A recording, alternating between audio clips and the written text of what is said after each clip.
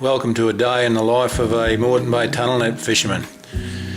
We're about to leave the northern boat ramp at Victoria Point to head off for a day along North Stradbroke Island to do just to show you how we actually go about producing the lovely fresh seafood that we make available for the people for South East Queensland every day. Here's the boys running along the trees. It's just before high water, and they're in there. Actually, they can see the fish that's there.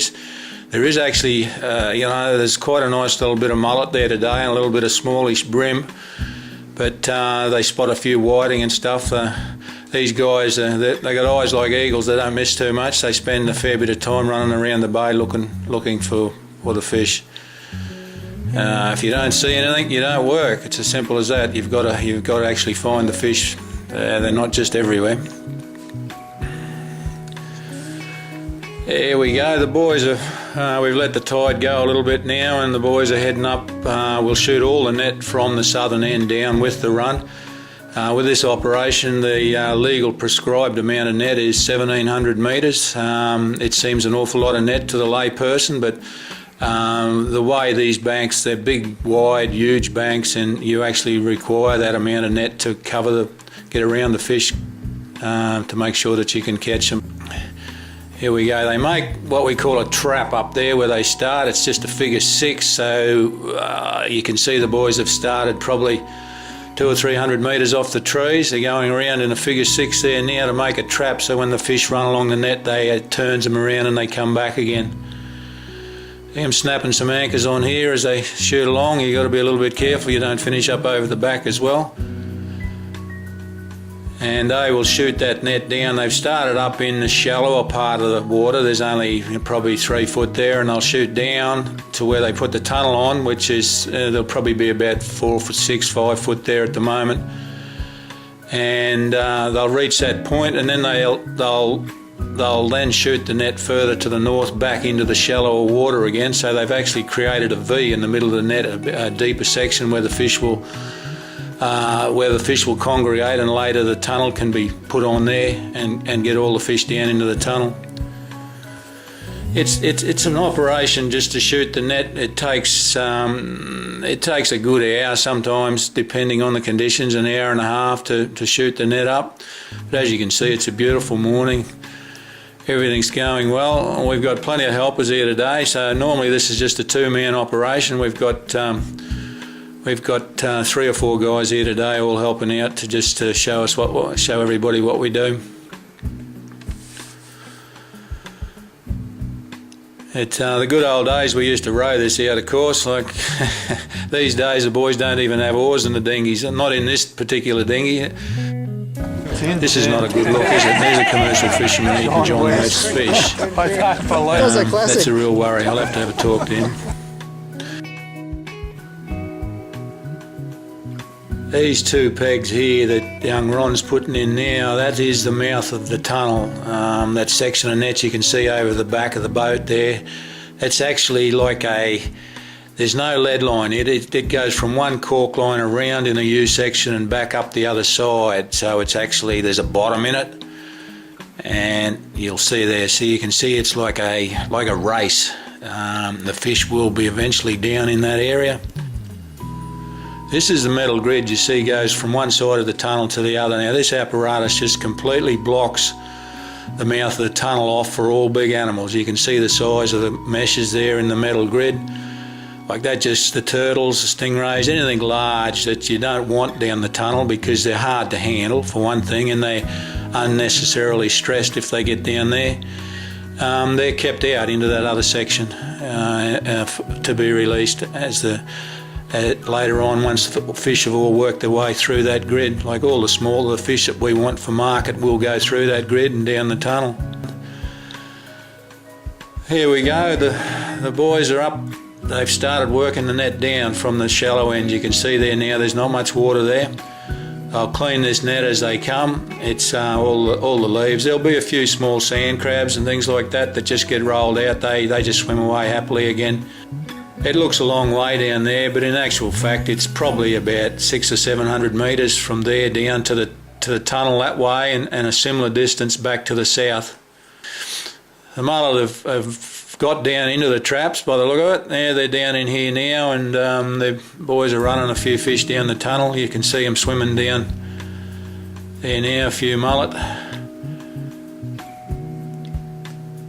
You can see there's not a lot of water there. It's probably be under your waist deep. It's probably just above your knees before the fish actually come onto the net. So it's a pretty fast operation from here, because you've got to be able to get these fish down the tunnel and sorted before the tide goes too far. But on this particular day, on this shot, where the end of this tunnel is, there's always going to be at least knee-deep of water there at low water.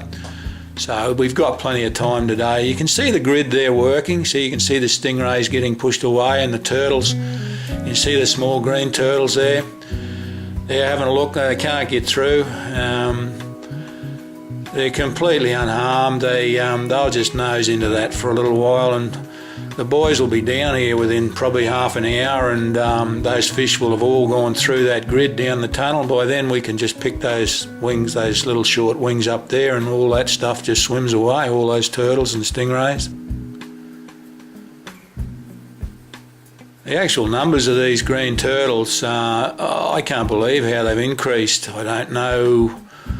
Being a biologist, I don't really know the reasons, but it's possibly because there's less feed elsewhere for them. But a lot of this ground here is it's as good as it was 150 years ago. The actual net fishermen in Moreton Bay have been working this area for 150 years. There's never actually been a death from entanglement in a tunnel net operation with turtles or dugongs. We do see an occasional dugong, but normally they're gone. As soon as they see us spotting along the trees, they're very timid, and away they go. You can see the boys now hauling this trap. This is the wing, that northern wing on the trap coming around now. All those stingrays and turtles are being forced in tighter there. They'll reach a point here very smartly where they'll consider that the fish have all gone through that grid. Yeah, that's it. They've taken everything they want. Now you'll see him just lift the rest of that trap away, and everything there just swims out now. And the fish are all down the bag. You can see the tray, like a prawn trawler sorting tray, on the deck of the icebox dory there. That's what they'll put 1 or 2 scoops of fish up there, and because there is a fair bit of small bream there today, you just put 1 scoop up and you can get those small fish off the tray in plenty of time. And you can see the flap there on that sorting tray, that goes straight into the ice slurry. These fish that are going to the market, they're into a zero slurry straight up. It's the absolute best way to handle fish.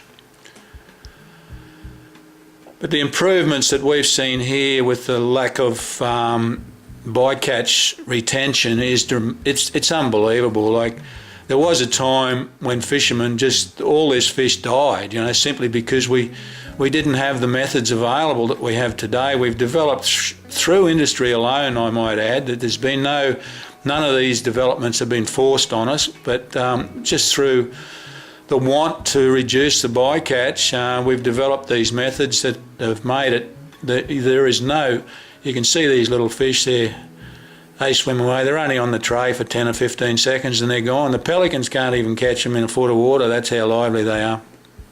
Within an hour, those fish, if you put a temperature probe in them, they will be around between 1 and 2 degrees. So you can't get a better product. These days we tend to catch fish to the market more so than what we did in the old days too. We used to just catch what we could, but these days we tend to have our fish sold before we actually catch them, so you're not oversupplying the market.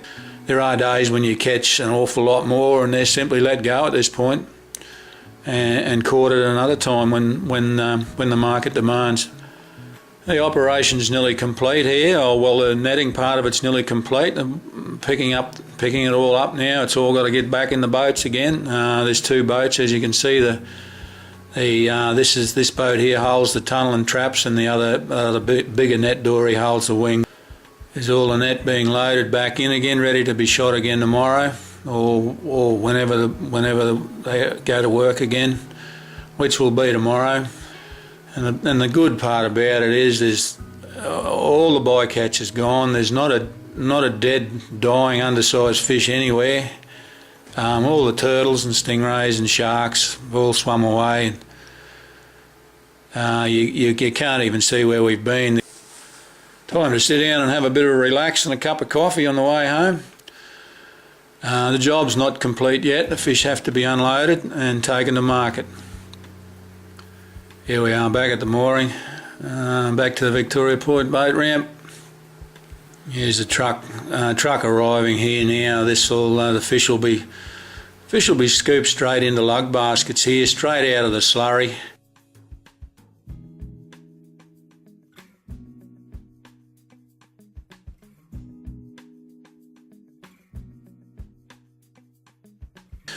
Here they are, they're up to the wholesalers where they're selling the fish.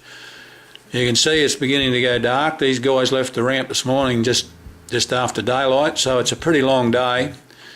Nearly every day is in excess of 12-hour day. By the time they get home and have a shower and a feed, they'll be pretty much ready for bed. And they will go and do it again tomorrow. That's our day's work. We'll go back out tomorrow and do the whole thing again. Be back here tomorrow night, unload some nice fresh product. Beautiful fresh product. There you go. The boys are pretty proud of what they do. They strive for an excellent product which they produce, and to produce it in the most sustainable possible way.